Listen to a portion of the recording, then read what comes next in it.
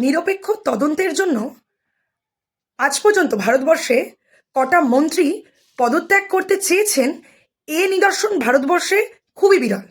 সেখানে আমাদের ক্রীড়ামন্ত্রী শ্রী অরূপ বিশ্বাস মহাশয় যুবভারতী কাণ্ডে যাতে স্বচ্ছভাবে কাজ হয়েছে জনসাধারণ বুঝতে পারে, তার জন্য নিজে পদত্যাগ করতে চেয়েছেন এবং মুখ্যমন্ত্রী তা গ্রহণ করেছেন।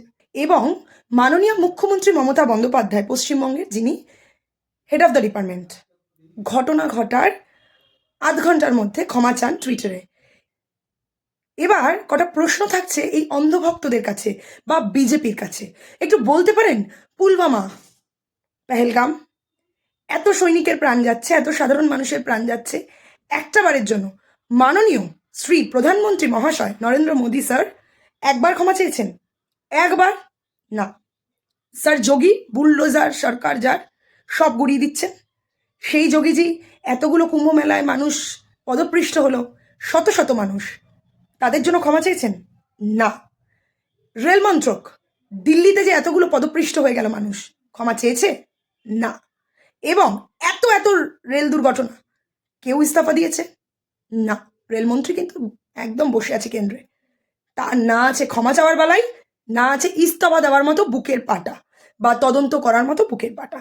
তাই বলছি, মমতা বন্দ্যোপাধ্যায় এই বাংলা চালাবে। এবং এবং আপনারা এই যে বিহারে কয়েকদিন আগে আমরা দেখলাম একটি আয়ুষের ডাক্তার ছাত্রী হিজাব টেনে খুলে দিচ্ছে, নীতিশ কুমার, তিনি ক্ষমা চেয়েছেন? না। কারণ ওখানে শুধুমাত্র বড় বড় বাত হয় কোথায়? বিজেপিতে। এবং এইভাবেই আগামী দিনে মাথায় রাখবেন, বিজেপি কিন্তু ক্ষমা না চেয়ে অন্যায় করে বুক ফুলিয়ে ঘুরে বেড়াবে এই বাংলা তথা ভারতবর্ষে। বাংলাটা এখনো ওরা কবজা করতে পারেনি, চেষ্টা চালাচ্ছে 2026-এ।